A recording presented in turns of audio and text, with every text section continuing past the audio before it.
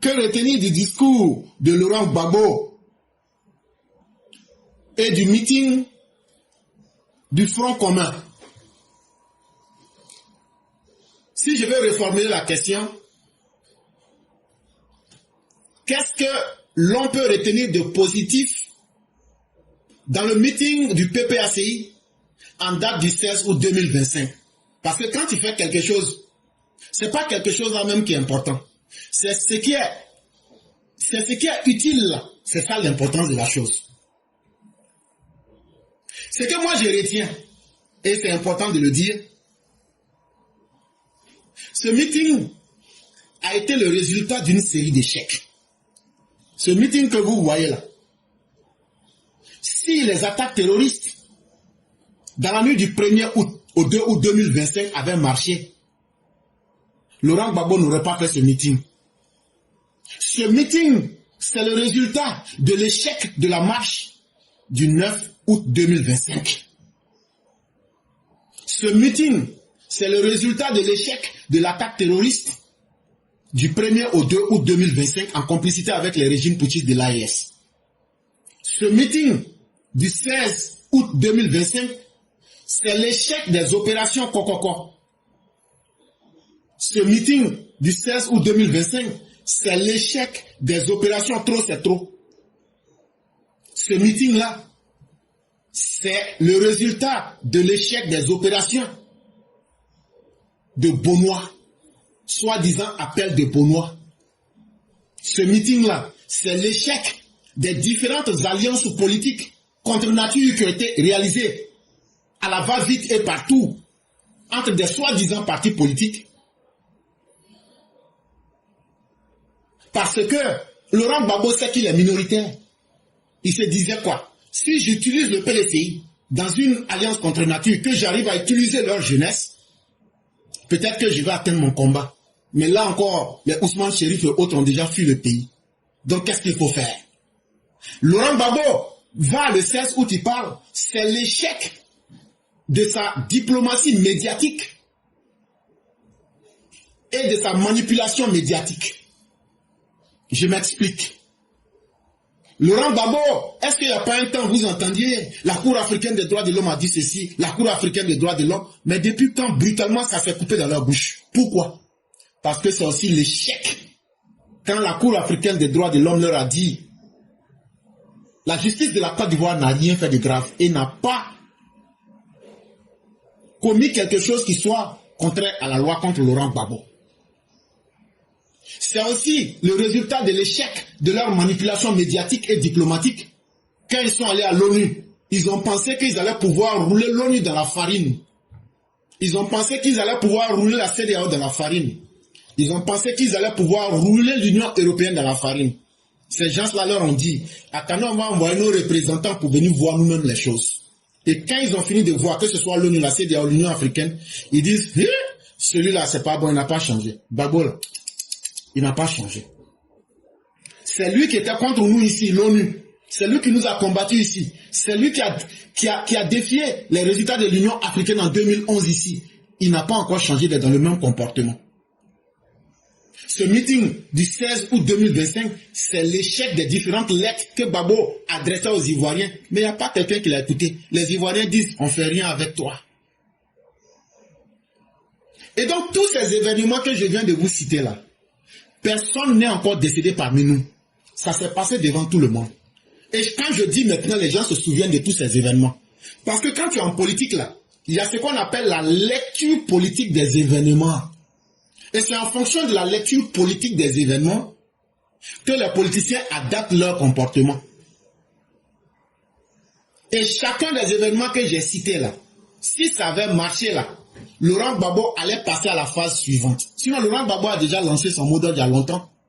Mais c'est ceux qui ne comprennent pas la politique qui disent, non, nous on veut qu'il n'a qu'à dire dans sa bouche là, bon, je demande aux jeunes aujourd'hui de se verser dans la rue. Non! Il ne le fera pas. Et en politique là, on évalue toujours les rapports de force. Ça veut dire, celui qu'on est en train de combattre là, on regarde sa force et puis par intelligence, on adapte notre manière. Il ne le fera jamais. Mais il a déjà lancé cette méthode-là à travers l'opération Kokoko. Il a lancé ça dans l'opération Trop c'est trop. Il a lancé ça dans l'opération Appel des Benoît. Il a lancé ça dans les différentes alliances qu'il a fait avec le PDCI.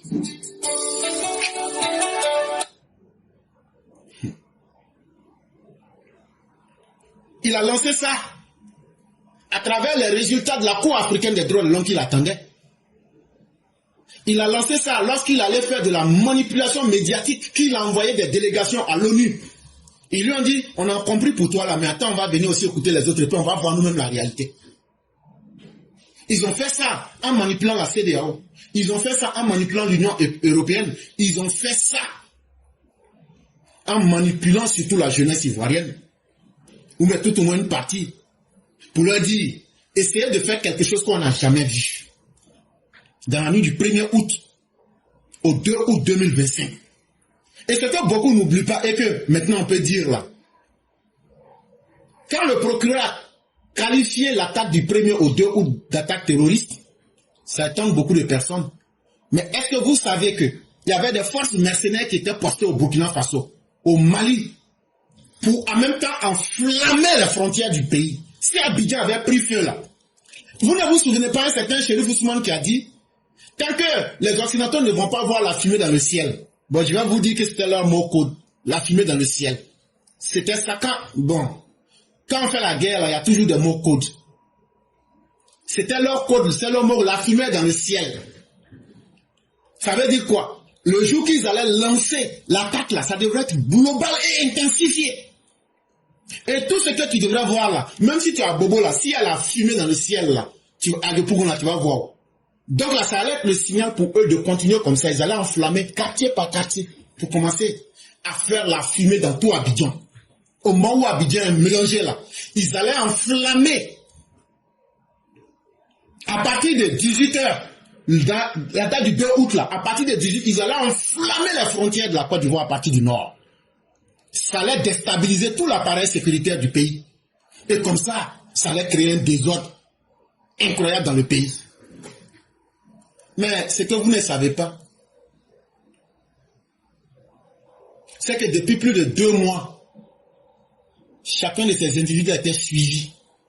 Mais le gouvernement de la Côte d'Ivoire, avec la méthode froide, les a laissés aller jusqu'au bout de leurs actions. Et vous avez été cueillis. Et vous et vos commanditaires, que sont Kone Boubacar et Lida Kwasi, cette fois-ci là, il n'y a pas de pardon. Il n'y a pas, et vous n'allez pas reculer, et l'État ne va pas reculer. Et vous serez jugé en fonction des lois liées au terrorisme en Côte d'Ivoire. Et donc c'était important qu'on puisse vous expliquer pourquoi Laurent Gbagbo est venu en personne tenir ce meeting. C'est après l'échec de toutes les opérations, de toutes les tentatives qu'il a fait. Donc quand il vient parler de cette façon-là, c'est pour sauver les meubles, ou bien, tout au moins, sauver le peu qui reste après les attaques terroristes de Yopougon. Parce que s'il ne parle pas, la démoralisation est grande. Et les gens sont confondus. Tout le dispositif qu'il avait mis en place a pris de l'eau. Ah! Son chef militaire, son stratège militaire, Lida Kwasi en prison. Mais tout est gâté pour eux, alors que c'est sur la violence qu'ils comptent. Et c'est pourquoi, pour ceux qui savent décoder le langage politique, on ne regarde pas seulement ce que la personne dit, mais on regarde même l'individu lui-même. Et comment Laurent Gbagbo était? Si tu ne regardes pas ça aussi, tu vas rater une grande partie, tu ne comprendras pas beaucoup de choses. On a vu un Laurent Gbagbo, quand tu le regardes, tu as l'impression que c'est un individu qui est affaibli. Tu as l'impression que c'est un vieux lion sans croc et sans griffes qui est très épuisé. C'est comme s'il avait le regard perdu. Il ressemblait à un homme qui est complètement saturé par le poids de l'éducation politique que le docteur président Alassane Ouattara lui a imposé pendant 15 ans. On avait l'impression de voir un homme complètement à bout de force qui ne pouvait même pas soulever un de ses doigts. Mais surtout, ce que beaucoup n'ont pas compris, c'est que on se disait qu'à partir de cette rencontre-là, ce qu'ils avaient dit le 9 là, ils allaient prendre Gbagbo maintenant et puis aller l'installer à partir de 16h GMT ce 16 août 2025 là, ils allaient aller l'installer au palais. Puisque les jeunes qui allaient installer Gbagbo étaient en face de Gbagbo. Et puis le palais d'Abidjan, là, ça n'avait pas poussé pied pour dire, bon, comme Gbagbo va venir, les jeunes sont là, faut que je fuis. Le palais n'a pas fui, le palais est resté au plateau là-bas. Mais ça a été l'échec de toute cette jeunesse qui a été incapable d'aller prendre Laurent Gbagbo qui était en face de palais, l'installer au palais. Donc vous là-haut, on va aller installer Gbagbo là. Le on là, c'est qui? Le on là, c'est qui? C'est ça. Le on là, ça ne sera pas les autres, ça sera vous. Mais pourquoi vous n'avez pas eu ce courage-là de prendre Laurent Gbagbo et d'aller l'installer au palais? Ça veut dire qu'on assiste ici à l'échec d'une politique. Ça veut dire que les militants de Gbagbo même n'ont pas confiance en ce qu'eux-mêmes disent dans leur bouche. Donc, on est là pour faire simplement l'effet du bruit. Vous êtes dans le bruit. Sinon, le palais d'Abidjan, là, la route là, tout le monde connaît. Le palais là n'a pas poussé pied pour dire que le palais a fui. Maintenant là, Gbagbo est en face de vous. C'est pas tous les jours vous le voyez. Maintenant, vous-même, vous êtes en face de Gbagbo. Pourquoi on n'a pas pris Gbagbo pour aller l'installer au plateau? C'est la question qu'on se pose maintenant. Et tout au moins, c'est qui va aller installer Gbagbo au pouvoir? Ça, la question reste. Ça veut dire qu'il n'y a pas de jeunes courageux parmi vous. Ce qu'on a pu observer aussi, c'est que Laurent Gbagbo, Issoufou Sila, faisait beaucoup attention à ce qu'il sortait de sa bouche là. Quand tu le vois, chaque mot là est pesé. Et tu avais l'impression qu'il avait peur. Il avait peut-être peur de quelque chose, ou bien de quelqu'un. Moi, je ne peux pas vous le dire. Chacun a un cerveau, et chacun sait de quoi Laurent Gbagbo avait peur. Laurent Gbagbo, le vieux jaloux et frustré Gbagbo Issoufou Sila, utilisait le pronom personnel « il ». Ça veut dire « il » au singulier. « Il » au singulier, ça peut être tout le monde. Mais le « il » là, il n'a pas eu le courage de dire que c'est des Draman Zoku il parlait. Nous là, nous on n'est pas là à l'école. Hein. Donc nous là, nous on explique les choses direct pour qu'on se comprenne. C'est des Draman Zoku il parlait. Bon, vous-même, vous avez peur de prendre Laurent Gbagbo pour aller l'installer au pouvoir. Bon, votre Gbagbo Issoufou Sila, lui-même, il était arrêté en face de vous. C'est Zouaï, mais il n'a pas eu le courage de prononcer le nom de Draman dans sa bouche. Qu'est-ce qui a fait peur à Laurent Gbagbo? Donc, ça veut dire que Gbagbo Issoufou Sila, c'est que le vrai garçon qui dirige la Côte d'Ivoire actuellement, là, non seulement Draman Zoku, il est en train de construire le pays là, comme de la manière qu'on n'a jamais vu avant là. Mais en même temps, Draman Zoku a aussi rééduqué Gbagbo Issoufou Sila, adepte des dérives langagières, le chef de Gore éclopé. On dit de ne pas insulter, mais il y a une autre manière d'insulter. Ça veut dire, on va vous travailler dans les mots. Ça là, il n'y a pas un jour, mais ça vous fait mal. Bon, votre chef, Issoufou Sila Gbagbo là, il dit lui, il est un malparleur, non? Mais pourquoi c'est il utilise hier? Alors qu'un vrai garçon n'adapte pas son comportement. Un vrai garçon, un tueur de lion là, tu dis tes vérités sec et puis tu passes. Mais Alassane Ouattara, tellement il est occupé à construire le pays, au moins on est en train de crier. Déjà le chef de Gore, Alassane Ouattara a rééduqué le chef éclopé de Gore pour lui dire, quand tu vas parler là, si tu dois parler à moi, Zoku Draman là, il faut faire attention. Si tu dis mon nom dans ta bouche là, tu vas sentir ça. Ouh, la honte de ça.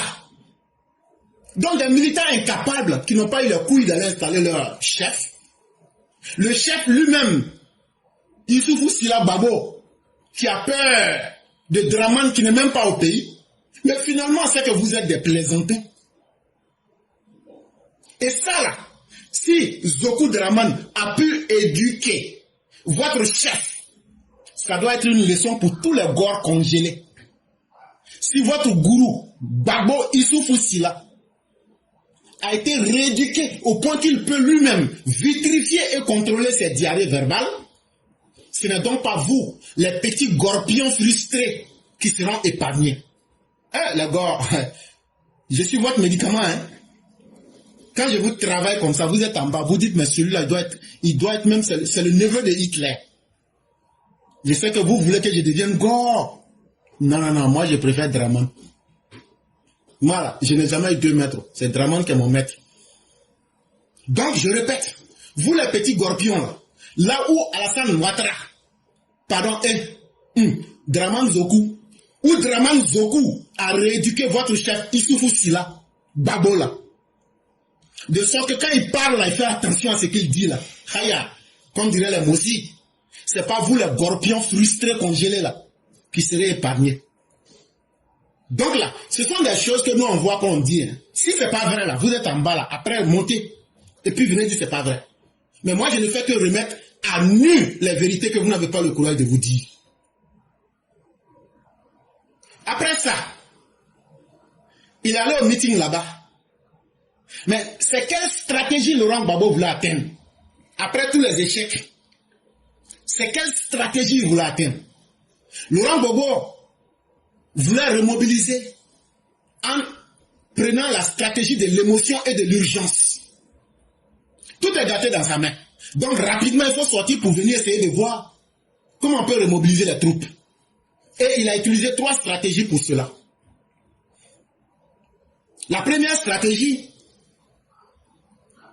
renforcer son groupe de supporters dans l'ignorance et le déni de la réalité. Ça veut dire, quand même tu regardes le meeting d'hier là, il y a quoi de nouveau qui a été dit? Il faut prendre les mots. Il y a quoi qui a changé après? Rien. Il y a quoi de nouveau qui a été dit? Rien. Donc finalement là, il allait faire la promotion de l'ignorance et le déni de la réalité. Parce que la réalité qui est en Côte d'Ivoire aujourd'hui là, c'est que le comportement de Gore ne peut plus prospérer. Ça n'intéresse plus les Ivoiriens. Mais, comme il y a un petit groupe de fidèles qui tient encore à Laurent Gbagbo, quel que soit ce qu'il va dire là, eux vont utiliser ça pour renforcer leur ignorance. Mais en disant la réalité. La deuxième stratégie, c'est que Laurent Gbagbo sort pour pouvoir faire savoir à toute l'opposition qu'une collaboration contre le RHDP est encore possible. Mais c'est une chimère. C'est comme quelqu'un qui est en train de manger poulet en rêve, et puis tu te réveilles là, ton ventre fait pour. Maintenant tu es coupé, tu dis, mon rêve là, si ça pourrait être la réalité, oh, Dieu, comment on va faire? Alors que la réalité elle est simple, hein, il faut aller travailler. Quand tu vas travailler là, même si c'est caca qui a enlevé dans le WC là, tu économises là, et tu vas pouvoir payer poulet. Donc c'est comme ça. Eux-mêmes là se sont tous mis ensemble. On a vu, comment ils appellent ça, CAPCI. On a vu Alliance PDCI, PPACI. Il n'y a pas de sorte d'alliance qu'on n'a pas vu. Mais ça ne sert à rien, ça ne marche pas contre le RHDP. Donc ce meeting-là, c'était un signal pour demander, mais c'est quoi on peut faire contre le RHDP? Parce que toutes les solutions, on a déjà essayé. Et la troisième stratégie, écoutez-moi très bien ici. Avant le meeting, qu'est-ce qu'on a vu? Wow, Laurent Gbagbo va recevoir fille. Laurent Gbagbo va recevoir fille. Nous, on était là, ça nous faisait rire. C'est simple. Tout le monde sait que Gbagbo et puis Affi étaient ensemble avant. On sait comment ils se sont séparés.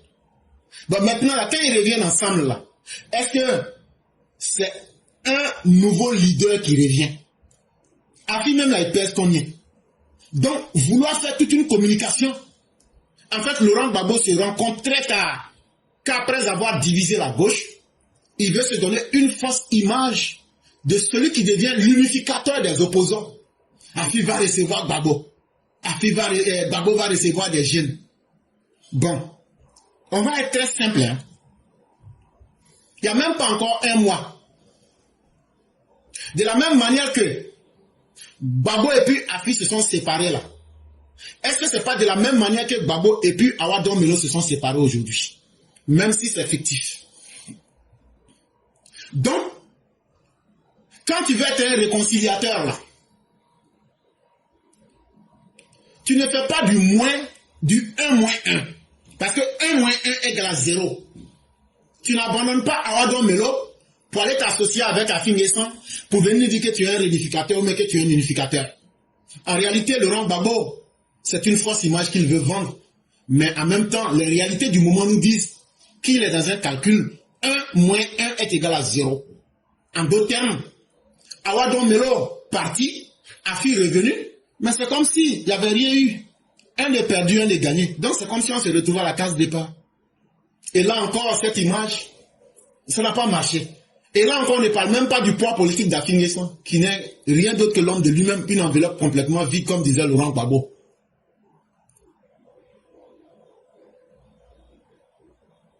Mais, on va exploiter maintenant ce que Laurent Gbagbo a dit dans son meeting du 16 août 2025. Parce que c'est facile de parler, mais la personne même a dit quoi? Donc, on va vous donner quelques lignes, et puis je vais vous donner des détails.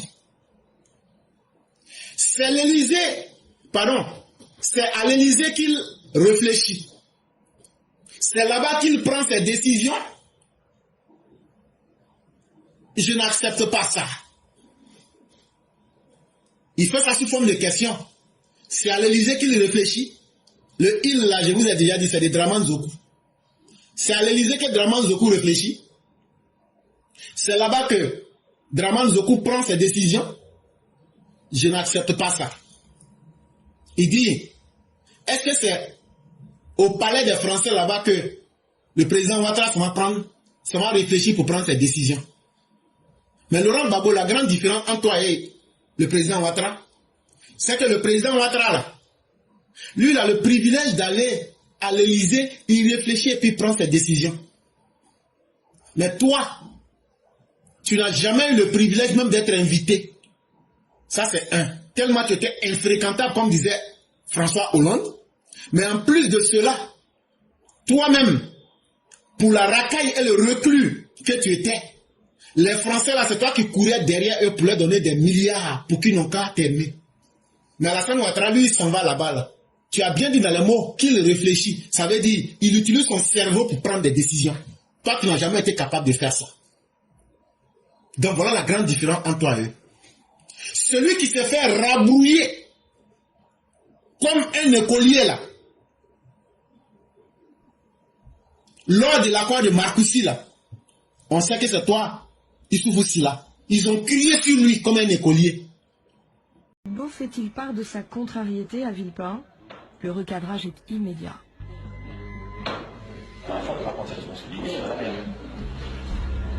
Le président ivoirien obéit à la France, il signe les accords de paix. Le président Gbagbo a toujours fait rien que des faveurs pour la France. Rien que des faveurs. Vous, il s'entendait très bien avec le président Nicolas Sarkozy par rapport à ce qu'il nous a dit. Sarkozy lui a dit, il n'y a que vous qui gouvernez ce pays-là. Il n'a eu aucune difficulté à renouveler les contrats sur l'eau, sur l'électricité, sur le téléphone, Bouygues, France Télécom. Aucune difficulté à donner le terminal à conteneurs à Bolloré. Aucune difficulté à donner les chantiers de Yamoussoukro à Fakouri. Aucune difficulté à donner, même entre les deux tours, les puits de pétrole à la frontière ghanéenne à Total.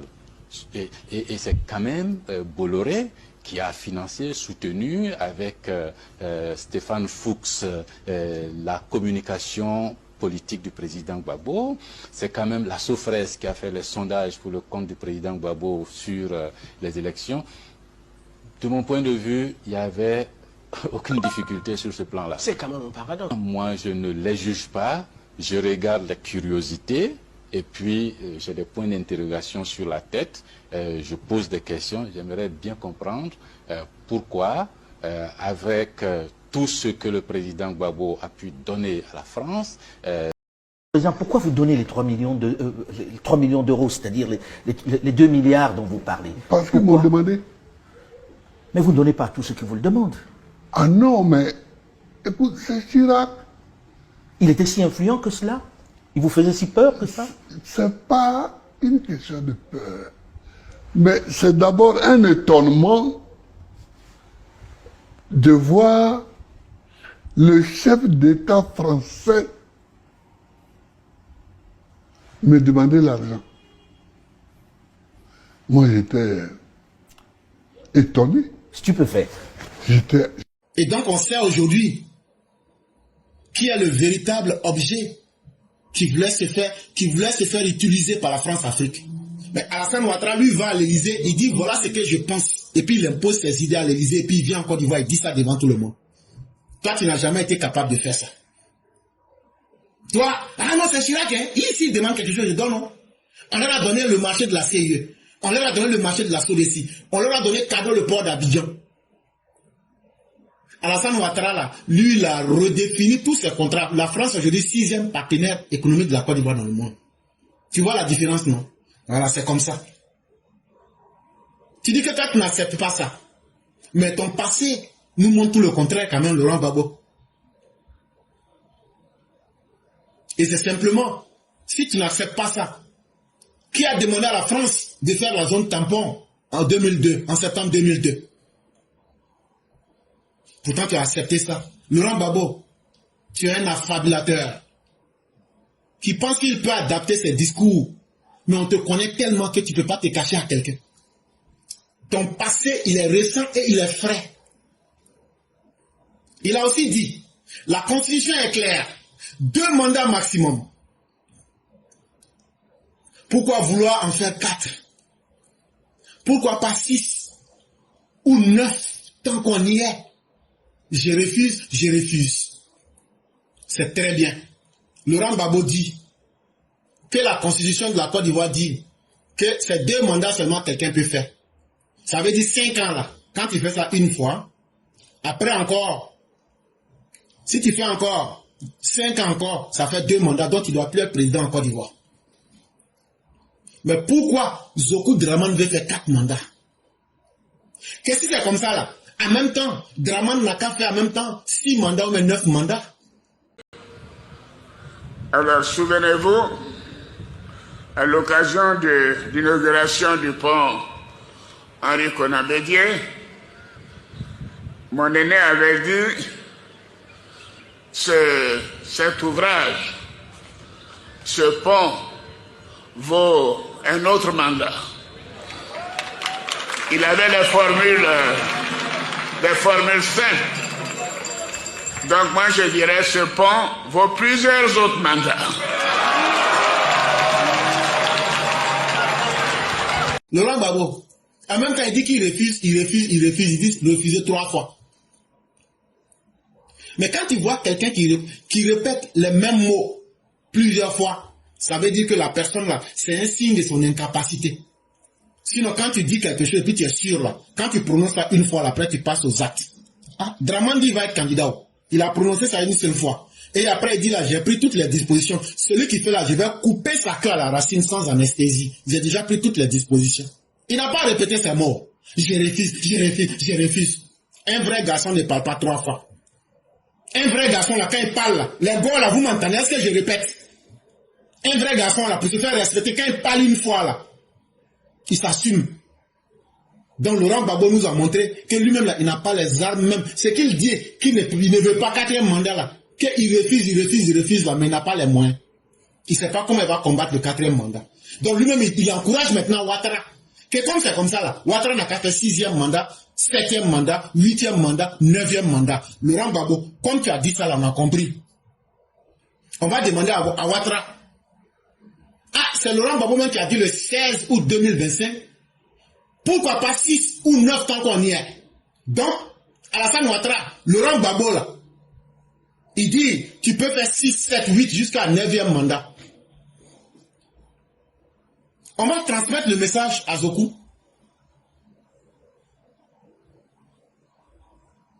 Je suis candidat contre le 4e mandat. Laurent Gbagbo, tu as dit ça. Que tu es candidat contre le 4e mandat. On est bien d'accord. Et c'est très intéressant. Ce que tu as dit, on a écouté. Mais, comme on aime à le dire, avant 90, quand Oufou était au pouvoir, Qu'est-ce que toi, Gbagbo, tu disais de Félix Houphouët-Boigny? Au-delà de 75 ans, on ne doit pas être candidat. Parce que on ne doit pas être candidat à la présidence de la République. Parce que c'est un moment où on est fréquemment malade, Au-delà de 75 ans, on ne doit pas être candidat. Et les raisons que Laurent Gbagbo avance, parce qu'à partir de cet âge-là, on est fréquemment malade. Laurent Gbagbo, bon, moi-même, je te retourne ta parole. Aujourd'hui, là, toi, tu as quel âge? En 2025, là, tu as quel âge? Hein? En 2025, là, tu as quel âge? Tu as 80 ans. Et si on veut parler des gens qui sont malades en Côte d'Ivoire, si on peut créer l'association des malades en Côte d'Ivoire, là, toi, tu peux être le digne représentant de l'association des malades en Côte d'Ivoire. Parce qu'au quartier, on t'appelle pour se démarrer. Et tout le monde sait que tu es un grand corps malade. Sans être dans le cynisme, Laurent Gbagbo, tu peux être aujourd'hui le président des malades de la Côte d'Ivoire. Parce que toi-même là, tu es un individu très malade dans tous les sens. Tu traînes des pathologies lourdes. Donc, toi-même là qui peux nous avoir dit que au-delà de 75 ans, quelqu'un ne doit pas être candidat. Pourquoi aujourd'hui, toi, tu te bats et tu demandes aux gens de se battre pour que tu sois candidat alors que tu as 80 ans, alors que tu es malade pour ajouter dessus? Tu vois comment tu deviens ridicule. Mais mieux, 30 ans après, en 2020, lorsque Denise Epoté t'a invité dans son émission, et elle t'a demandé, mais est-ce que la politique là, vous trois, Alassane, toi et puis Bédié, vous ne pouvez pas vous retirer? Tu as dit quoi? Que non, que c'est pas ça, hein? Que la politique là, c'est pas une affaire de changer parce que les gens sont jeunes. Donc, mais pourquoi aujourd'hui, tu dis que non, quelqu'un qui est vieux ne doit pas être candidat? Donc, tu vois combien de fois toi-même là, tu es mélangé avec toi-même. Tu ne sais même pas ce que tu dis. Tu dis à 75 ans et plus, on ne doit pas être candidat. Mais tu dis à Denise Epoté 30 ans après que non, toi Gbagbo là, même si tu es vieux, tu peux être candidat. Donc finalement là, il faut aller refaire ton film. Et puis il faut nous situer réellement. Parce que toi-même là, tu confonds tes militants. De la même manière que vous aviez mélangé vos militants, vous leur dites n'allez pas vous inscrire pour ne pas voter là. C'est comme ça encore que vous êtes en train de les mélanger. On ne sait même pas qui peut être candidat et qui ne peut pas être candidat. Quand on t'écoute là, on ne sait pas dans quel sens tu vas. Mais Laurent Gbagbo, nous on n'est pas là à l'école. Hein. Nous on sait que nous sommes les moutons de Ouattara. Mais Laurent Gbagbo, je vais bien expliquer à toi et puis à tes militants endoctrinés et clopés gore. Cette histoire de 3e, 4e mandat là. Je vais faire une petite dialectique heuristique. Quand tu dois comprendre français aussi, c'est pas bon, hein? Oui, Laurent Gbagbo, je vais te le dire. Je vais te faire une petite dialectique heuristique de Schopenhauer. Ça veut dire quoi? C'est simple, ne soyez pas effrayés avec les mots. Ça va se passer très bien. Ça veut dire, quand quelqu'un utilise le mensonge, et puis tu lui donnes la vérité, mais il n'aime pas la vérité, qu'est-ce que tu fais? Tu utilises son mensonge pour lui montrer les contradictions dans son mensonge, et puis lui montrer les conséquences absurdes, les conséquences bêtes qui sont dans sa parole. Tu prends les conséquences bêtes dans sa parole et puis tu lui poses des questions. C'est ça qu'on appelle la dialectique heuristique. Et c'est ça que je vais faire avec vous. Parce que la maïeutique, ça ne marche pas avec vous. Parce que le cerveau, ça ne réfléchit pas. Donc, on va procéder simplement. Dans la tête des Gorpiens et de leurs chefs, un mandat, selon eux, leur logique, c'est quand tu fais 5 ans au pouvoir. C'est ça qu'ils appellent un mandat. Il n'y a pas de problème.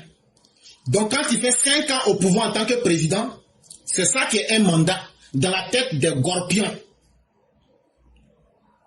On est tous d'accord. C'est comme ça qu'eux pensent. Donc on va aller dans leur sens. Et on va laisser les Gorpiens eux-mêmes répondre à ce que je vais dire.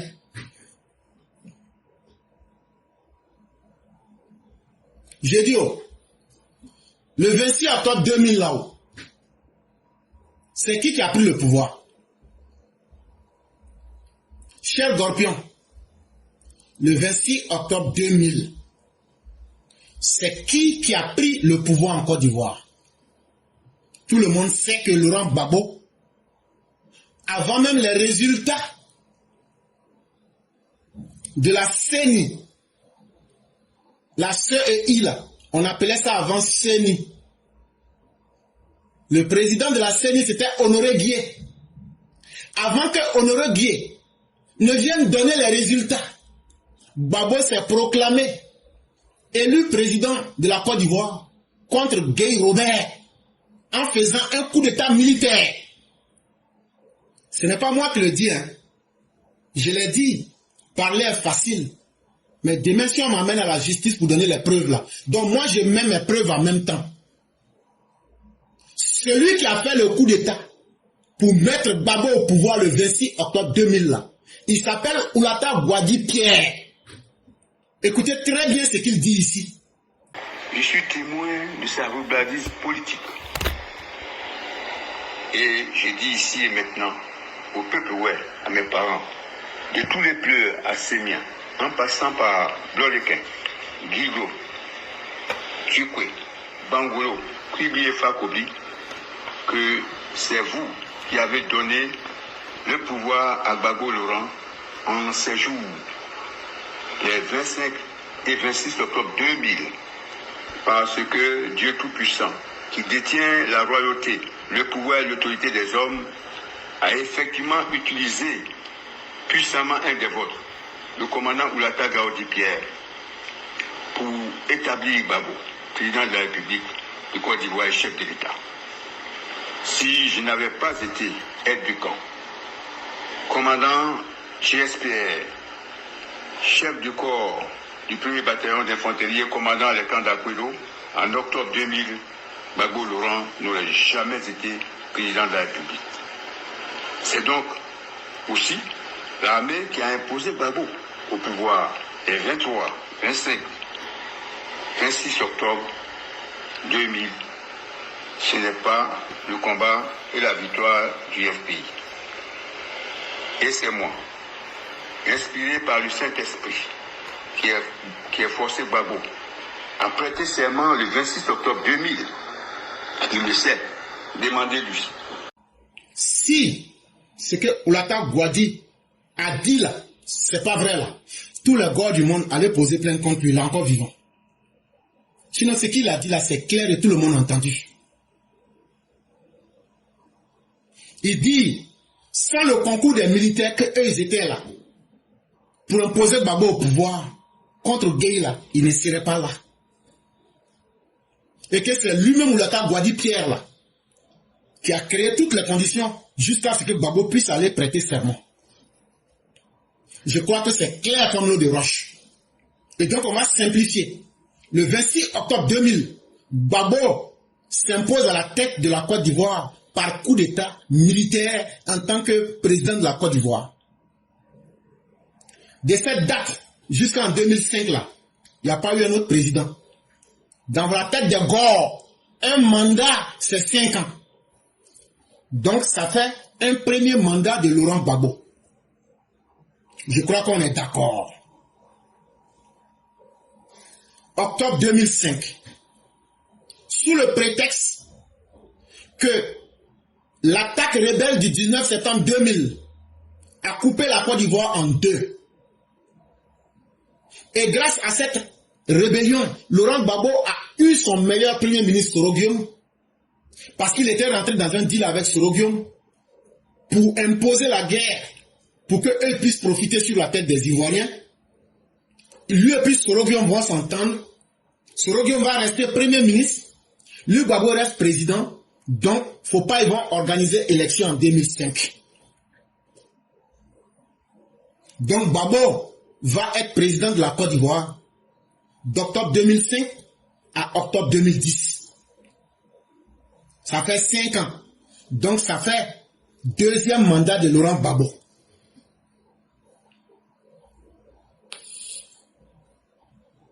le 31 octobre 2010 et le 28 novembre 2010, on va à des élections présidentielles en Côte d'Ivoire.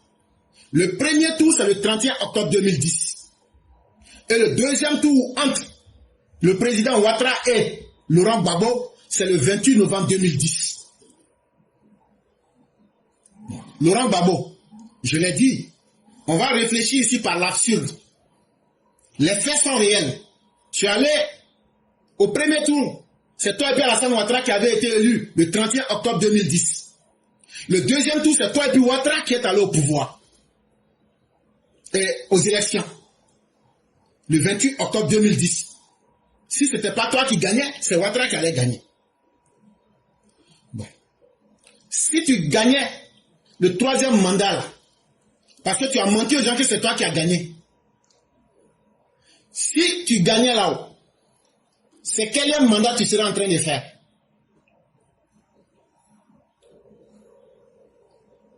Ce serait ton troisième mandat que tu allais exercer. Donc, cher Gore, si Laurent Gbagbo gagnait les élections soit le 31 octobre 2010, ou bien le deuxième tour le 28 novembre 2010, c'est quel mandat il allait exercer? Ou bien, c'est à quel mandat il s'est présenté pour être élu? Quelle que soit la manière, quand vous allez répondre à la question, ce serait son troisième mandat. Puisque chez vous, un mandat c'est 5 ans. Et rien d'autre. On rentre dans votre logique. Maintenant, on se retrouve le 25 octobre 2025. Laurent Gbagbo crie partout que lui sera candidat. Mais il veut être candidat pour quel mandat? Pour faire quel mandat? Il veut être candidat pour son 4e mandat. Or, Laurent Gbagbo critique Alassane Ouattara de vouloir faire un 4e mandat. La question qu'un homme intelligent va se poser, pourquoi critiquer Alassane Ouattara pour un 4e mandat, alors que toi-même, Laurent Gbagbo, tu aspires aussi à faire un 3e ou même un 4e mandat. Alors que toi-même, tu dis bien que la Constitution dit que c'est seulement 2 mandats. Si c'est vrai que la Constitution dit fait 2 mandats là, Laurent Gbagbo, tu as été président du 26 octobre 2000 en octobre 2005. Et tu as été président d'octobre 2005 à octobre 2010. Donc tu as déjà fini tes 2 mandats. En plus de ça, toi-même tu as fait sortir de ta bouche que quand tu as plus de 75 ans, que tu ne dois plus être président parce que tu es malade. Donc toi-même là, est-ce que tu es en bonne santé ou mais tu n'es pas malade? Mais pourquoi aujourd'hui tu caches ta maladie? Tu ne veux pas qu'on voit la réalité et tu veux venir mentir aux Ivoiriens. Ça veut dire que tu n'es pas sérieux. Laurent Gbagbo a encore dit, s'il marche, nous marchons aussi. Abidjan est grand. On peut marcher partout. La Côte d'Ivoire va devenir un pays de marcheurs s'il le faut. Mais en même temps aussi, le même Gbagbo nous dit, on ne peut pas dormir tranquille quand les jeunes errent dans la rue. Aïe, j'ai dit, mais est-ce que quelqu'un qui a une bonne santé mentale peut parler comme ça? Le même Laurent Gbagbo dit que si les gens du RHDP marchent là, que eux aussi au PPACLR vont sortir pour marcher. Que parce que Abidjan est grand. Que chacun peut marcher où il veut. Que comme ça là, nous tous on va se mettre à marcher tous les jours. Et puis le pays là va devenir un pays de marcheurs. Mais dans le discours, le même Laurent Gbagbo dit que mais c'est quel pays ça? On ne peut pas dormir tranquillement quand les jeunes errent dans la rue. Aïe. Quand tu n'étais pas venu pour installer tes velléités là, les jeunes se promenaient pour chercher du travail. Mais c'est depuis que tu es arrivé là, on sait le leader qui dit aux jeunes, allez récupérer le pouvoir pour moi. C'est en se mettant dans les rues, à errer dans les rues là, qu'ils vont aller récupérer le pouvoir pour toi. Donc tu vois combien de fois tu es contradictoire et ça fait honte simplement. Tu veux quelque chose et en même temps tu ne veux pas son contraire. Tu ne veux pas 4e mandat, mais toi-même tu veux 4e mandat. Bon, tu dis non, faut pas les jeunes vont errer dans la rue, mais en même temps tu dis aussi que vous allez marcher. Mais finalement, on a l'impression que l'hôpital psychiatrique n'est pas quand même assez loin. Et Laurent Gbagbo a fini ses propos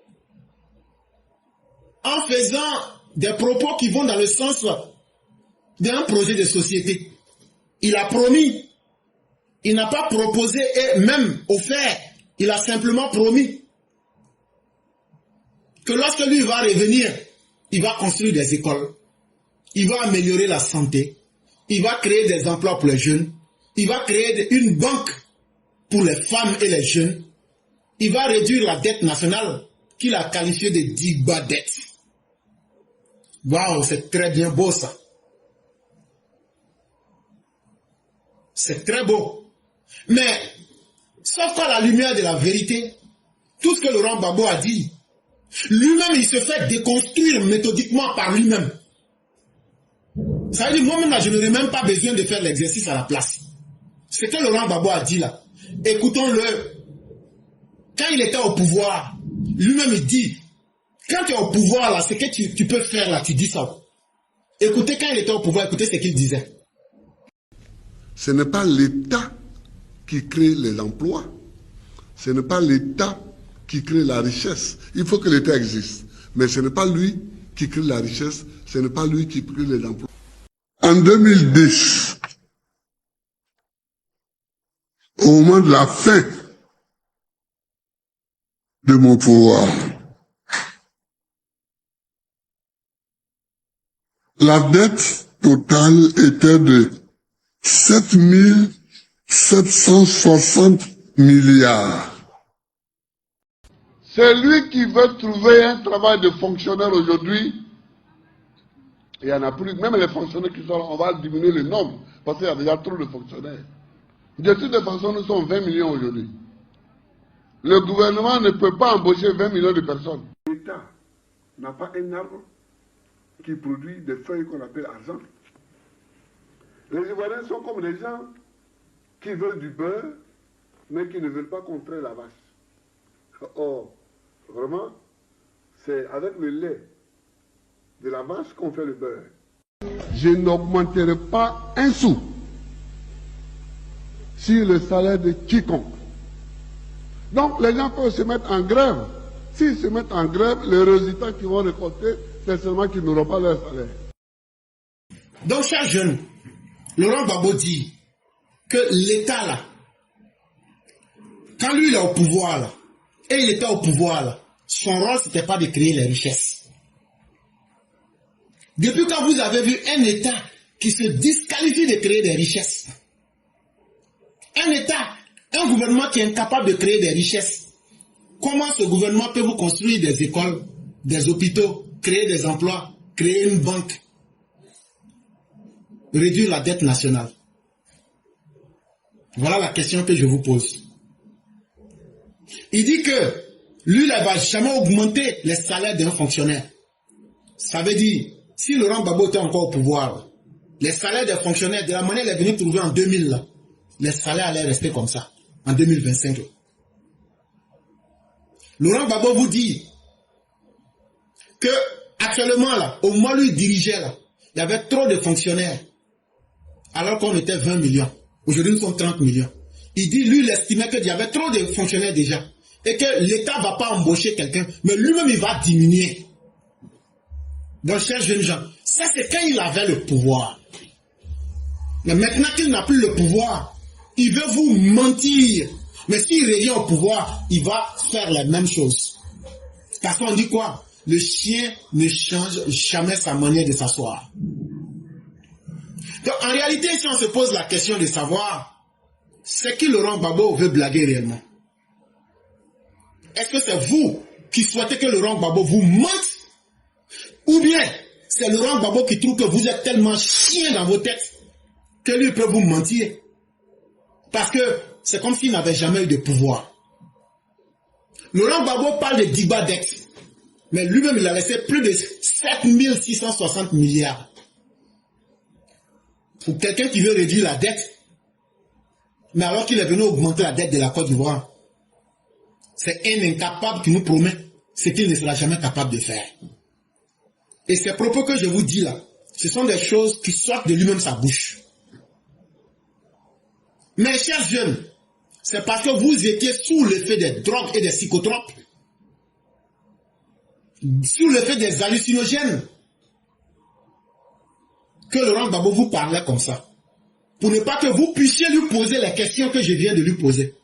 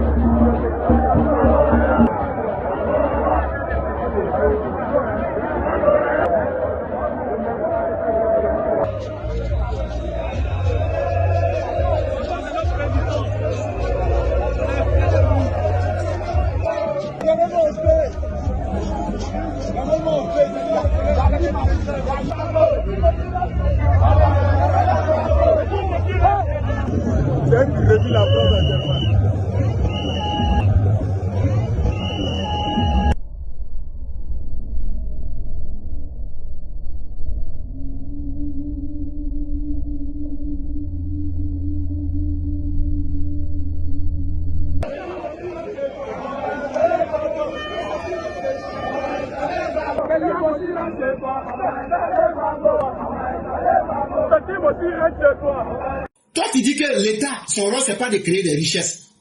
Mais un État qui ne crée pas de richesses, est-ce que c'est cet État-là qui a pour responsabilité d'offrir la misère aux Ivoiriens, comme tu l'as si bien fait?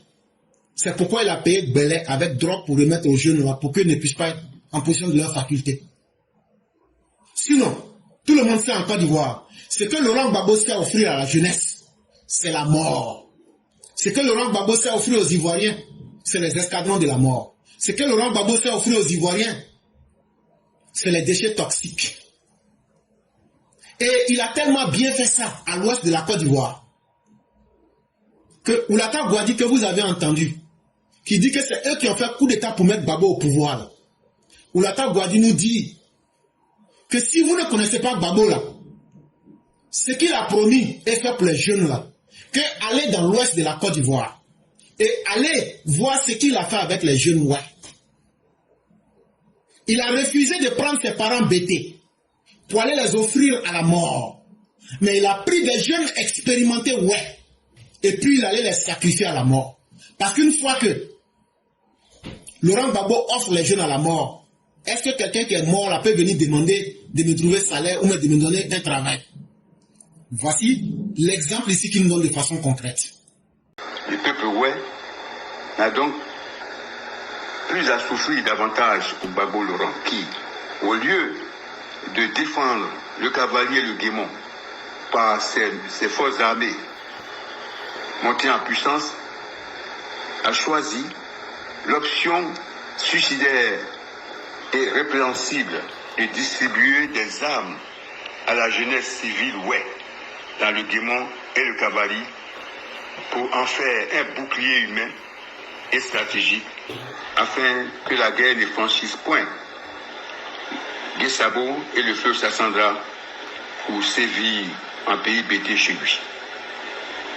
Pendant que ces militaires fuyaient les combats, étaient en déroute, lui, il exhortait la jeunesse, ouais, à se battre, à se sacrifier. Gbagbo a livré le peuple, ouais, aux cruelles réalités de la guerre, au lieu de le protéger. Celui qui parle là, il s'appelle Oulata Gouadi Pierre. Il n'est pas n'importe qui. Pour atteindre le grade de colonel dans l'armée ivoirienne et devenir le commandant de la garde et de la sécurité présidentielle de Laurent Gbagbo. Mais il dit, en vérité, Laurent Gbagbo a sacrifié les jeunes, ouais. Et cette conférence-là, il l'a tenue le 6 avril 2022. Mais mieux, pour vous donner encore plus d'exemples, chers jeunes, Laurent Gbagbo aujourd'hui veut vous utiliser comme de la chair à canon. Si vous vous amusez, c'est vous qui allez perdre vos vies. Pour ceux qui sont nostalgiques d'un certain passé, laissez-moi vous donner le nom de quelques groupes de miliciens que Laurent Gbagbo avait créés. Le COJEP de Blé Goudé que vous voyez là, le Congrès panafricain des jeunes, c'était une milice de Laurent Gbagbo. C'était dirigé par Charles Blé Goudé, alias Bapé le général de la rue, spécialiste de l'article 125. Quand tu attrapes là, on met punier sur toi, on verse essence 25 francs sur ta tête et puis on t'enflamme. Ou bien, on prend brique, on casse ta tête. Très rapide et très facile, ça coûte moins cher. C'est lui, aujourd'hui, il fait semblant d'être devenu un prêcheur de la paix. C'est parce qu'il est faible. C'est parce que Ouattara a coupé leur queue qu'il fait semblant, s'il n'a pas changé. Après ça, il y avait le groupe patriotique pour la paix qu'on appelait les GPP. Ça, c'était dirigé par le dangereux milicien qu'on appelait Touré Moussa, alias Zegen. Après ça encore, Laurent Gbagbo a créé l'Union pour la libération totale de la Côte d'Ivoire. Ils appelaient ça UPLTCI. C'était dirigé par Eugène Dioué. Eux se promenaient dans Abidjan là pour massacrer et tuer. Il avait créé la FESI, la Fédération estudiantine et lycéenne de Côte d'Ivoire. C'était dirigé par Mian Augustin alias Souroukou Trémé Trémé. Ils avaient fait des étudiants des miliciens. Dans les universités, les filles étaient violées. Les enfants des gens ont disparu. Des crimes atroces étaient commis. Et personne ne pouvait leur demander compte. Toutes ces forces que je viens de vous citer, le COGEP, le GPP, l'UPLTCI et la FESI, c'est eux qui se faisaient appeler les jeunes patriotes. C'est eux qui se faisaient appeler les jeunes patriotes. Et ils ont profité de ça pour rendre les jeunes bêtes. Ils ont créé des regroupements de jeunes. Chaque jour, c'était pour les alimenter avec des mensonges. Ils ont appelé ça des agoras. Selon eux-mêmes, ils étaient plus de 25 000 personnes. Ça prenait chacune de ces personnes-là. C'était des machines de la mort. Des jeunes que Laurent Gbagbo a fabriqués pour lancer la mort dans les quartiers. Maintenant, ce que je dis là, les vidéos sont là, les faits sont récents. Je veux que quelqu'un vienne me dire que c'est faux. Mais il allait encore plus loin. Il dit que ce n'est pas suffisant. Trouvez même des ouais pour qu'ils n'ont qu'à créer encore d'autres forces. Ils vont abattre les Djoula et les Baoulés à l'ouest.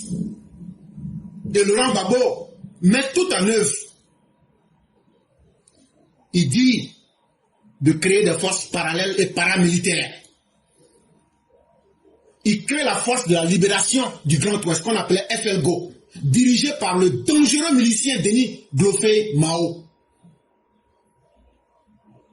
Il était basé à Guiglo. Et il y avait 7000 membres, 7000 miliciens à qui on a distribué des fusils pour s'aimer le chaos, la mort, les ruines et la désolation. Mais Laurent Gbagbo a trouvé que ce n'était pas encore suffisant. Laurent Gbagbo a invité. Il y avait un groupe de rebelles au Libéria qu'on appelait le Modèle. C'est le mouvement pour la démocratie au Libéria. Ils étaient en train de se battre contre le pouvoir au Libéria là-bas. Quand la guerre au Libéria est finie là, Laurent Gbagbo, comme ils ont la même ethnie, quand ils sont en Côte d'Ivoire, on les appelle les guerriers, mais quand ils sont au Libéria, on les appelle les crans. Laurent Gbagbo a utilisé cette acquaintance linguistique, puisqu'ils parlent les mêmes langues. Il leur a dit, allez chercher les gens du Modèle. Rentrez en contact avec leur chef qui s'appelle Thomas Nimley. Thomas comme Thomas, et puis Nimley là c'est N-I-M-E-L-I. Comme ça, ils ont recruté les Libériens. C'est dans eux que tu retrouvais les Bob Marley et autres. On les appelait les Lima FS. C'est pas leur pays. Ils sont venus. Donc, tous ceux-là, quand ils sont rentrés, c'est eux qui se sont installés à Yopougon là. Et puis ils ont fait plein de mauvaises choses à la base navale là. C'est eux. En contrepartie, qu'est-ce que Laurent Gbagbo leur a offert? À travers Blé Goudé que vous voyez là. Laurent Gbagbo dit, Blé Goudé, il faut créer ta maison qui est à Yopougon là. Il faut faire de ça un centre d'état civil. Tous ces Libériens là, il faut leur donner la nationalité ivoirienne. Comme ça, ils vont se mélanger avec les ouais de la Côte d'Ivoire. Comme ils sont en train déjà de tuer ceux qu'on veut qu'ils tuent là. Il faut leur donner les armes, mais en plus, il faut leur donner la nationalité ivoirienne. C'est pourquoi vous aviez retrouvé, dans une vidéo qui est virale et que tout le monde connaît, vous aviez retrouvé dans la maison de Blé Goudé, après la crise de 2010, quand les forces républicaines sont allées chez Blé Goudé, ils ont trouvé plusieurs documents. Ces Libériens là, depuis la guerre a commencé en 2002 là, jusqu'en 2011 là, eux, leurs parents, tous ceux qui venaient s'ajouter à eux là, ils ont fait des Ivoiriens sur papier. C'est eux que l'on est ici à bras là, et puis ils ne peuvent plus avoir 40 là, c'est eux qui sortent pour se plaindre, ou même leurs enfants qui sont en train de se plaindre. Donc là, nous on regarde, ça nous fait sourire. Mais voici ce qui s'est passé, voici la vidéo. Les forces républicaines de Côte d'Ivoire ont réquisitionné le domicile de Charles Blé Goudé, leader des Jeunes Patriotes. De nombreux objets ont été saisis, nous dit notre reporter Patricia Omo. Le leader des Jeunes Patriotes, Charles Blé Goudé, s'adonnait au faux. Après la perquisition des forces républicaines de Côte d'Ivoire à son domicile, plusieurs objets ont été trouvés. Quand on est arrivé, on a vu que la maison était déjà saccagée par les miliciens. Et voilà les preuves. Nous avons découvert des extraits de naissance vierges avec des registres de naissance. Les gars se permettaient de faire des faux papiers pour prendre des Libériens pour leur attribuer la nationalité ivoirienne.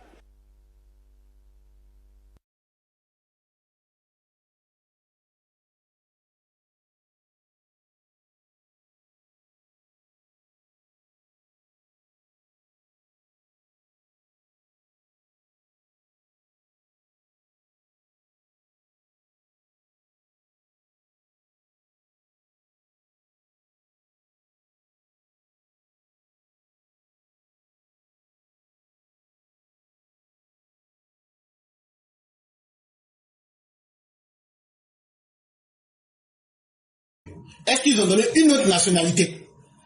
C'est parce que ces personnes qui ont été capturées, c'est elles qui ont donné ça. On dit, mais pourquoi vous venez vous battre dans un pays avec autant d'acharnement que ce n'est pas votre pays? Ils disent, non, nous on faisait ça parce que Gbagbo nous donnait l'argent et en même temps, là, on venait et puis on nous donnait la nationalité ivoirienne. On dit, mais c'est où on vous donne la nationalité ivoirienne? C'est comme ça que quand ils sont allés faire dans la maison de Charles Blé Goudé, ils ont découvert que c'est là-bas ils faisaient ça. Mais ces Libériens là, ils bandent comme de la manière toi et puis moi on bande. Ils enceintent leurs femmes comme toi et puis moi on enceinte nos femmes là. Ce sont les enfants de ces Libériens là. C'est eux aujourd'hui là, ils sont devenus des apatrides en Côte d'Ivoire. Parce que les faux papiers qui ont été faits là, quand l'ONESI est venu avec toute la nouvelle technologie là, on ne donne pas 40 Ivoiriens à quelqu'un comme ça, hein. Il y a des croisements qui sont faits. Il y a l'intelligence artificielle qui est derrière. Donc là, quand tu donnes tes papiers, là, les gens mettent dans l'ordinateur, quand ça sort, on dit, la télévision n'est pas claire ici. Quand c'est comme ça, on t'envoie un message. Il faut venir à l'ONESI, tu vas t'expliquer. Ils ne peuvent pas aller à l'ONESI. Bon, c'est eux tous là. Depuis 2020, là, c'est eux qui se promènent pour casser les urnes pour qu'il n'y ait pas d'élection.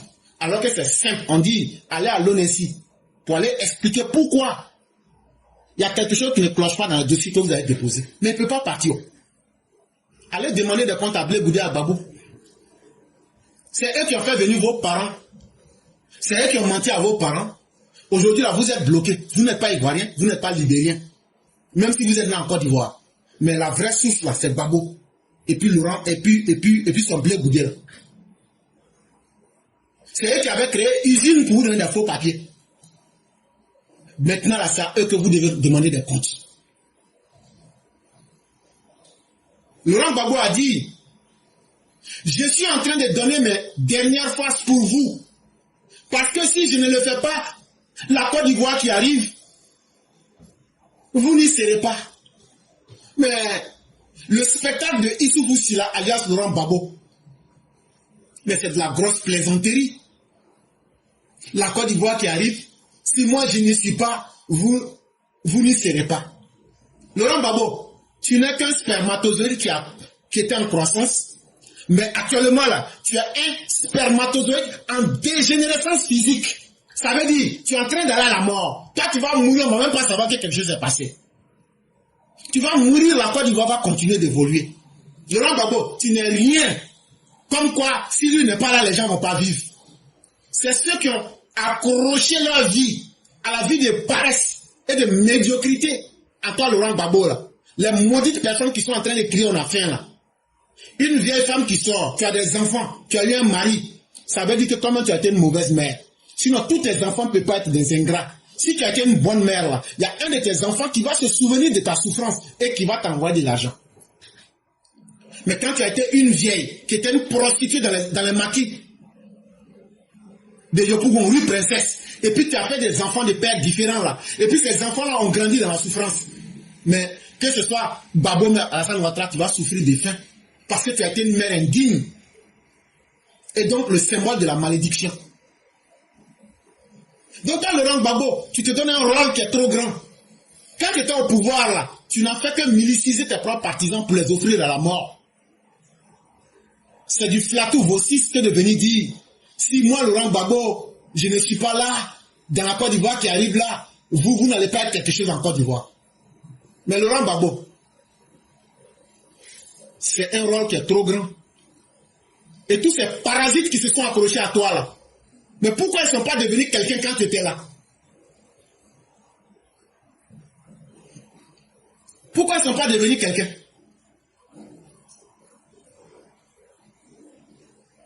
Et encore, je vais te dire, Laurent Gbagbo, quand vous partiez là-bas, non, le 16 là, ça sera un cassa. Bon, je vais te dire quelque chose, il faut m'écouter aussi. Le 6 août 2025 là, de la manière que tu as dit à tes militants là, que si Ouattara ne met pas amnistie, ou bien ne met pas vos noms là, et puis il ne se disqualifie pas lui-même là, que ça va très mal se passer pour Ouattara. De la manière que vous aviez convaincu vos militants, et puis ils étaient assis, et puis ils disent là, il n'y a rien d'autre, c'est ça on attend là. Laurent Gbagbo, c'est comme ça que nous les moutons de Dramane là, c'est comme ça aussi que nous on était assis, et puis on attendait que toi Seplou, Gbagbo, Issoufou Sira là, faut sortir dans ta bouche là, faut dire à tes gorpions là, que tu les invites à occuper les rues pour aller t'installer au pouvoir présidentiel qui est au plateau. Si on n'avait pas fait sonner le tonnerre sur vous, c'est que ce n'était pas nous. Mais pourquoi vous avez été incapable? Sinon, Zoko est sorti, Dramane est sorti, il a dit, il dit, lui va être candidat, il a pris toutes les dispositions pour casser, pour couper vos queues, et il demande aux Ivoiriens qu'il n'y a pas quelqu'un en Côte d'Ivoire qui va empêcher quelqu'un de voter. Mes chers compatriotes, conformément à la Constitution de la Troisième République, l'élection présidentielle se tiendra le samedi 25 octobre 2025. Ce scrutin sera l'occasion de confirmer une fois de plus la force de nos institutions et l'enracinement de notre démocratie. Comme je l'ai indiqué à plusieurs reprises, toutes les dispositions ont été prises pour que les élections soient apaisées, démocratiques et transparentes. Je voudrais à nouveau vous rassurer que nous mettons tout en œuvre pour maintenir le climat de paix, de stabilité et de sécurité que connaît notre pays depuis plusieurs années. Mes chers compatriotes, depuis plusieurs mois, je reçois de nombreux appels de nos compatriotes concernant ma candidature à l'élection présidentielle. Des femmes et des jeunes de toutes les régions de Côte d'Ivoire, des anonymes dans nos quartiers, dans nos villes et nos villages. En réponse à tous ces appels, j'avais annoncé le 22 juin dernier qu'en tant que président de tous les Ivoiriens, je prendrai après mûre réflexion une décision guidée par l'intérêt supérieur de la nation. Comme vous le savez, en mars 2020, j'avais décidé de transférer le pouvoir à une jeune génération. Je l'ai dit parce que je crois en l'alternance et à la transmission générationnelle. Je tiens aussi à la parole donnée. C'est pourquoi, durant toute ma carrière professionnelle et tout au long de mon action au service de l'État, j'ai fait du respect de la parole donnée un engagement. Toutefois, les années passées à la tête de notre pays m'ont fait comprendre que le devoir peut parfois transcender la parole donnée de bonne foi. En effet, à l'occasion de ma prestation de serment, j'ai pris l'engagement de servir la Côte d'Ivoire, de la protéger, de veiller à l'unité nationale, à l'intégrité du territoire et de travailler au bien-être du peuple ivoirien. C'est pourquoi, après mûre réflexion et en toute conscience, je vous annonce aujourd'hui que j'ai décidé d'être candidat à l'élection présidentielle du 25 octobre 2025. Oui, je suis candidat parce que la Constitution de notre pays m'autorise à faire un autre mandat et ma santé le permet. Je suis candidat parce que notre pays fait face à des défis sécuritaires, économiques et monétaires sans précédent, dont la gestion exige de l'expérience. En effet, la menace terroriste grandit dans la sous-région et les incertitudes économiques au niveau international constituent un risque pour notre pays. C'est une réalité que personne ne peut nier. C'est une réalité que je ne peux ignorer. Je suis candidat parce que je veux que notre chère Côte d'Ivoire continue de demeurer un pays prospère, en paix et en sécurité. Mes chers compatriotes, ce nouveau mandat sera celui de la transmission générationnelle avec l'équipe que je mettrai en place.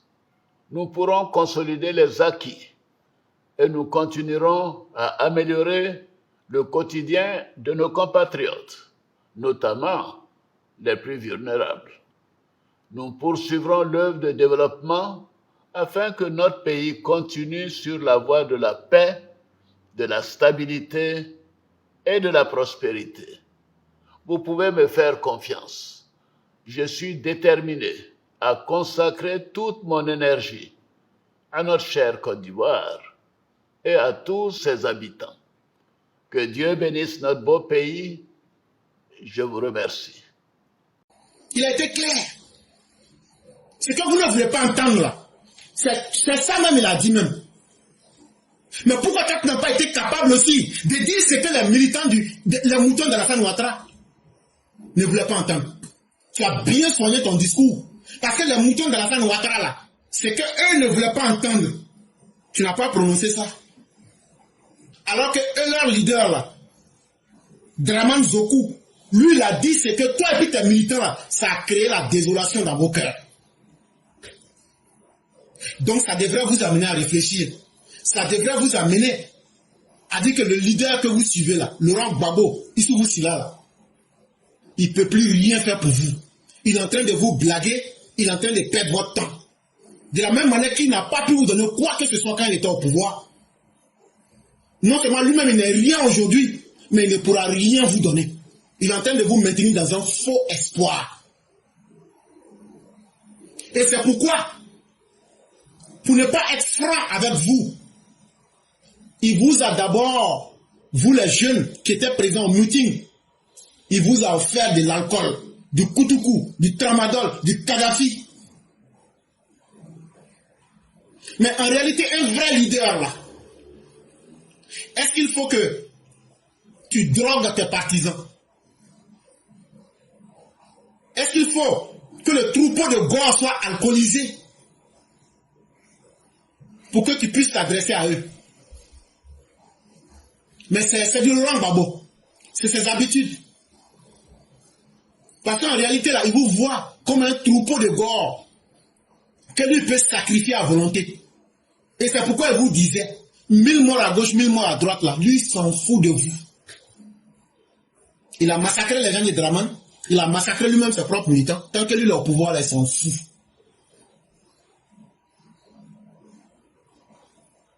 Et donc, des gens qui ne sont même pas dans leur état normaux.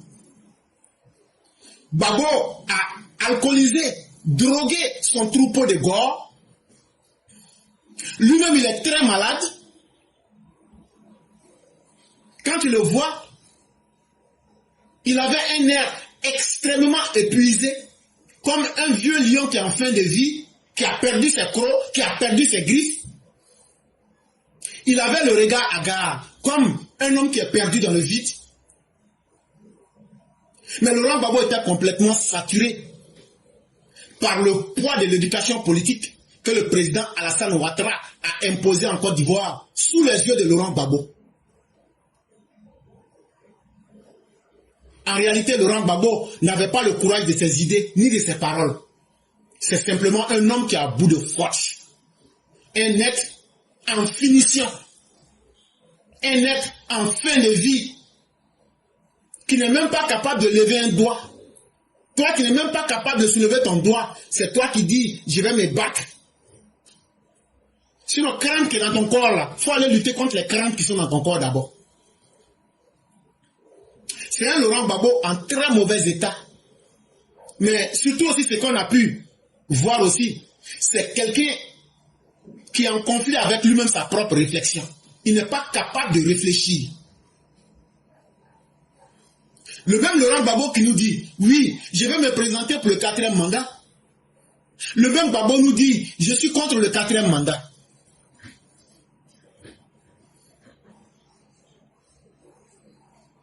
Bah, finalement, on se demande... Le même Gbagbo nous dit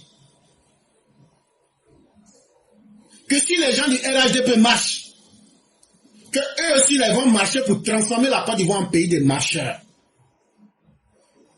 Mais c'est le même Laurent Gbagbo qui nous dit qu'on ne peut pas dormir tranquille quand les jeunes errent dans la rue, quand les jeunes sont dans la rue. Mais moi je dis Dieu merci. On a des hôpitaux psychiatriques. Et ça, il faut dire merci à l'État de Côte d'Ivoire. Parce que ça peut beaucoup aider ceux qui sont dans le monde parallèle. Mais je dis aussi merci aux églises catholiques qui ont pu créer une chaîne de solidarité qu'on appelle les hôpitaux ou même les centres qu'on appelle Saint-Camille. Et tout le monde peut visiter gratuitement les Saint-Camille. Et ça, il faut dire Dieu merci.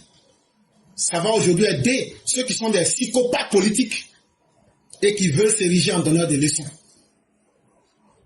Mais la prison aussi peut servir aussi pour retirer quelqu'un de ses désordres.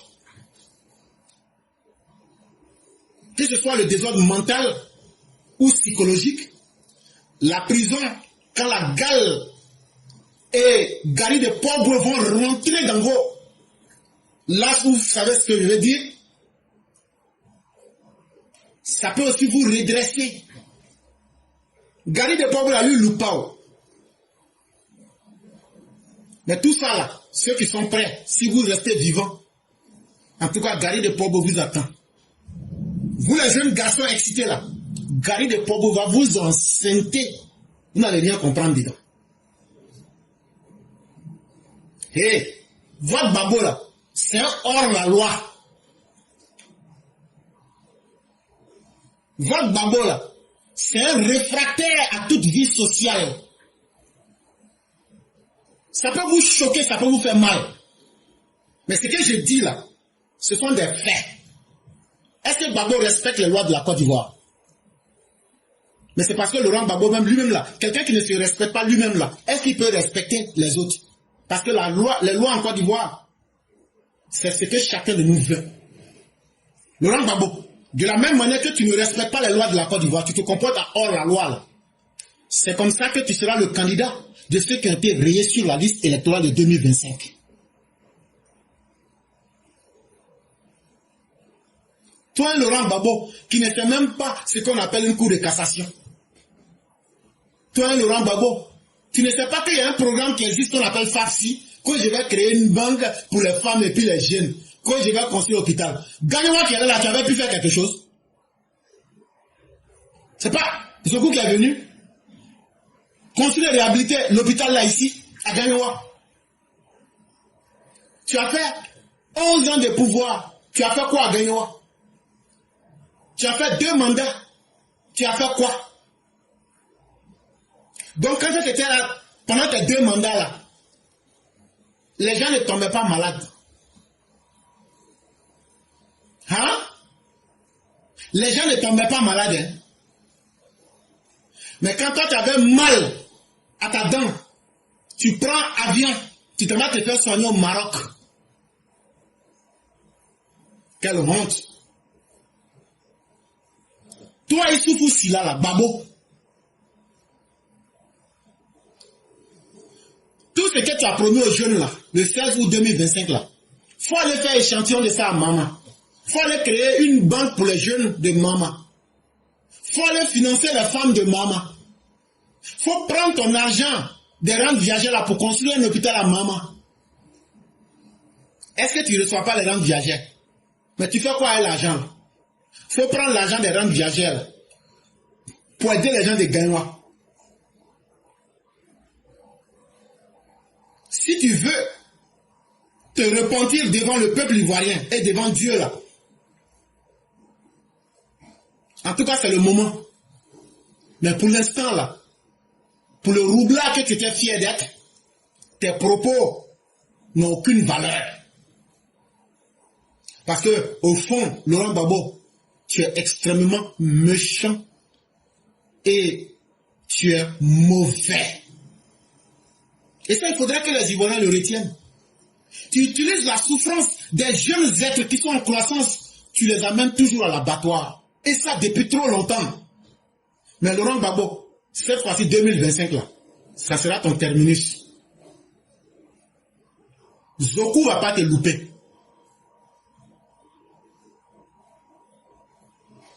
Ça là, pour les supporters de Laurent Gbagbo là, je vais vous dire 3 choses.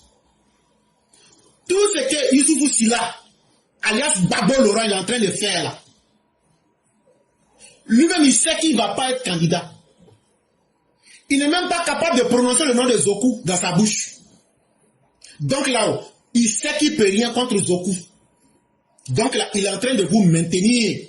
Vous, ses supporters, les gorpions endoctrinés là, il est en train de vous maintenir dans l'ignorance. Il s'amuse avec, c'est de la fraude au sentiment qu'il est en train de faire avec vous. Il vous ment en vous disant c'est vous les Ivoiriens, c'est vous qui êtes fatigués, c'est vous qui ne mangez pas. Mais en réalité, là, il ne pourra rien faire d'autre pour vous à part que de vous raconter des mots.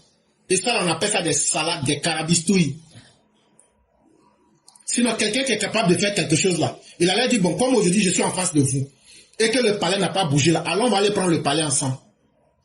Mais comme vous, les gars endoctrinés, vous êtes nostalgiques de la vie de paresse. Continuez à le suivre. C'est vous qui allez regretter. Sinon, nous autres là, on est en train de lutter chaque jour pour construire nos vies. Nous, on n'a pas demandé à Zoku, Draman, de nous aider à construire nos vies. Nous, c'est un pays qu'on est en train de construire.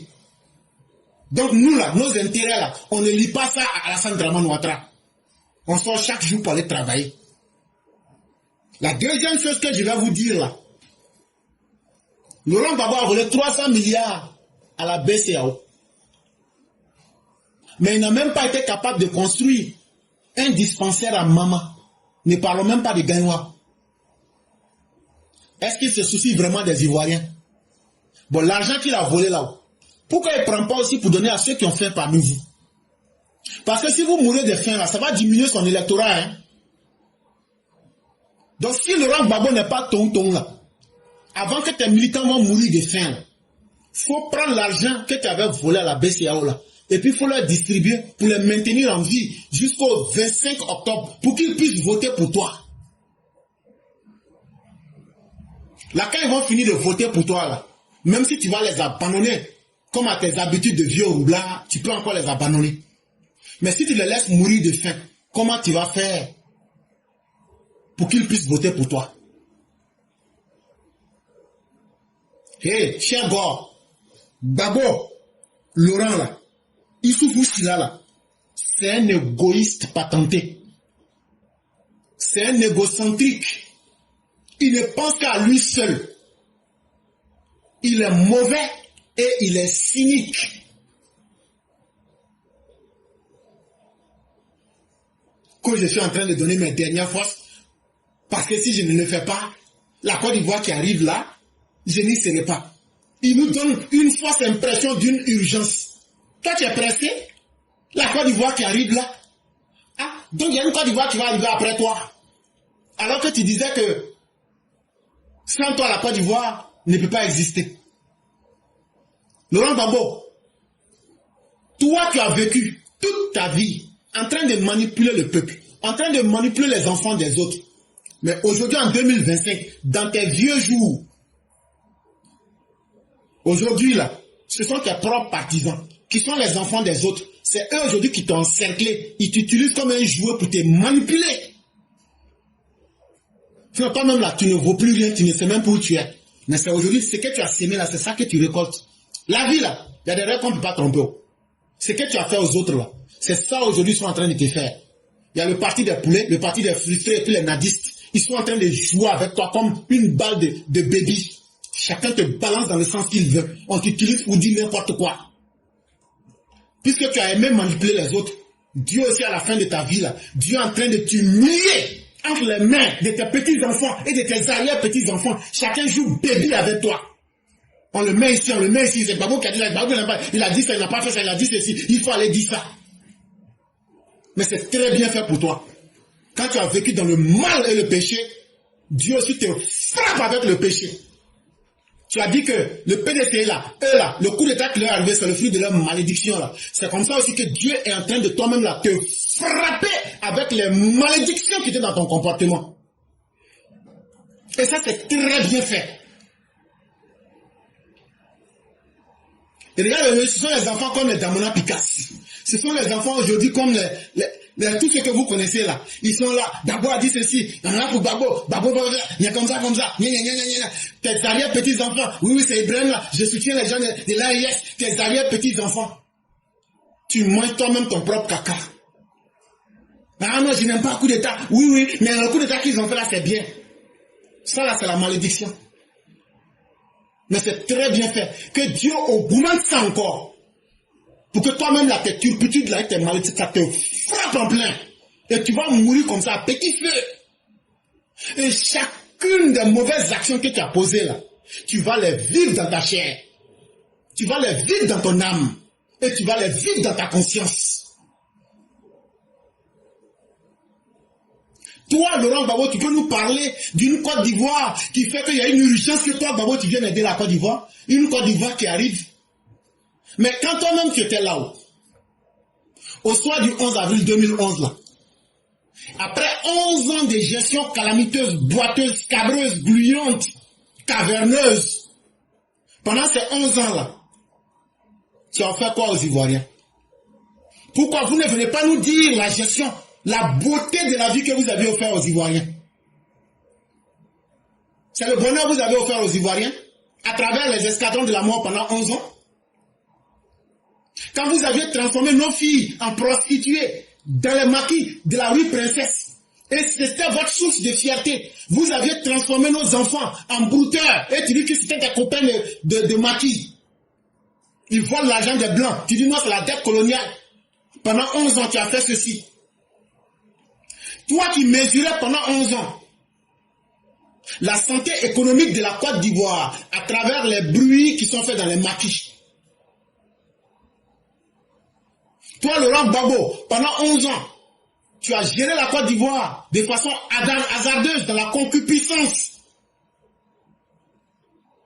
C'est toi qui te promenais avec des centres de distribution de nationalité aux Ivoiriens.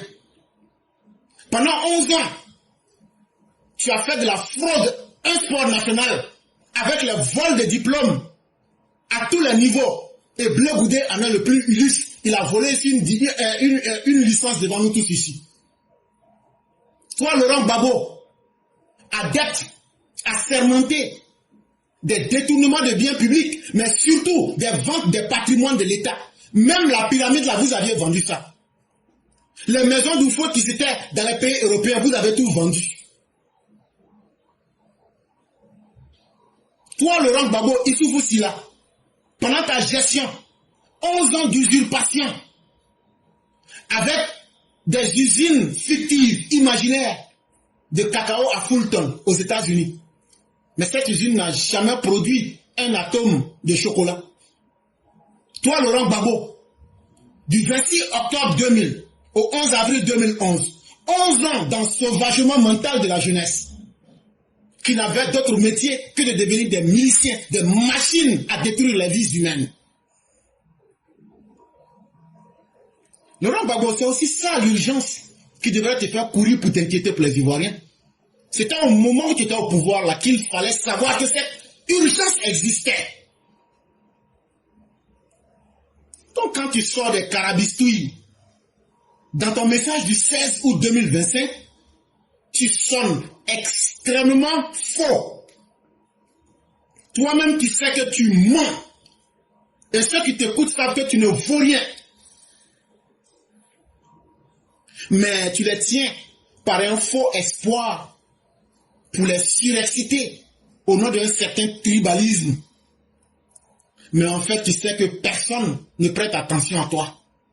Parce que la vraie Côte d'Ivoire est au travail. Parce que les Ivoiriens ont compris aujourd'hui qu'il y avait une autre manière de gérer. Mais c'est parce que tu ne valais rien que tu faisais beaucoup de bruit.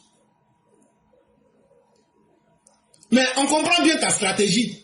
Tu penses qu'en parlant de cette façon, tu vas créer une tension préélectorale.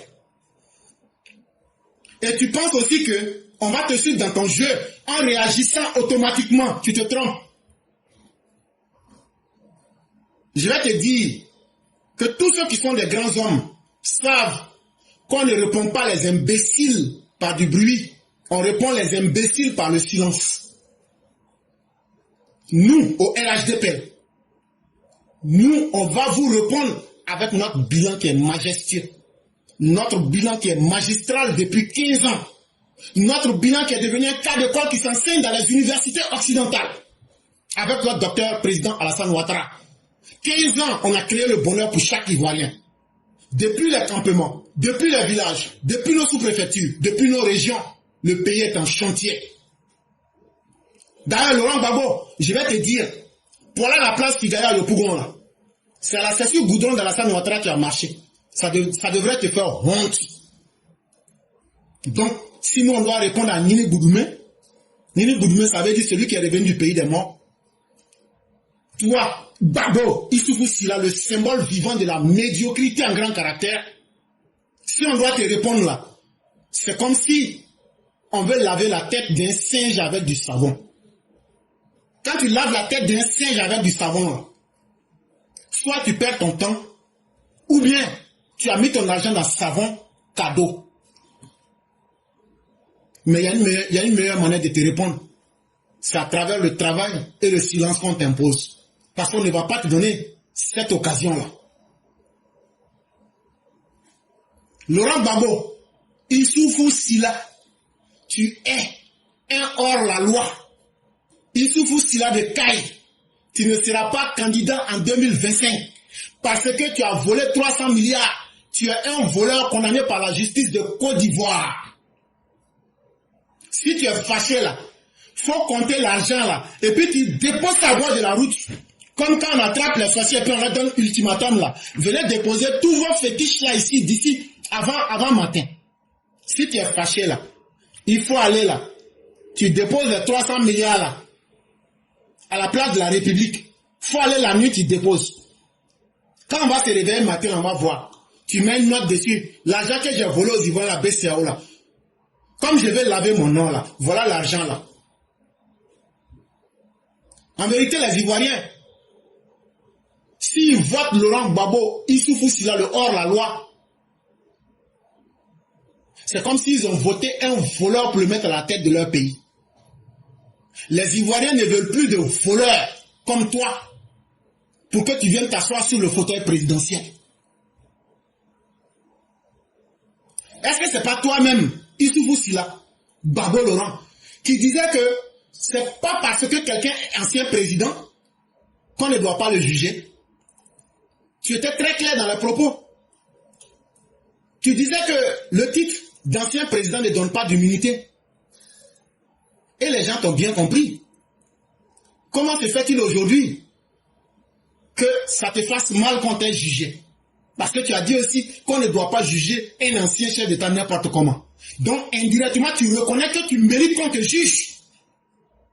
Parce que sur la manière est secondaire, la méthodologie est secondaire, puisque l'acte a précédé. Donc ça veut dire que tu reconnais que tu es un criminel. Mais toi-même encore, tes propres paroles sont contre toi. Voici ce que tu disais. Et c'est comme ça, en faisant tes paroles là, que Ouattara t'a jugé puis t'a condamné. Le statut d'ancien chef d'État ne comporte pas d'immunité. C'est pas parce que vous êtes ancien chef d'État que vous ne pouvez pas être poursuivi. Comme Ouattara est un vrai garçon, c'est pourquoi il a été capable de te juger pour tes crimes et puis il t'a condamné en tant qu'un vieux filou, un vieux voleur.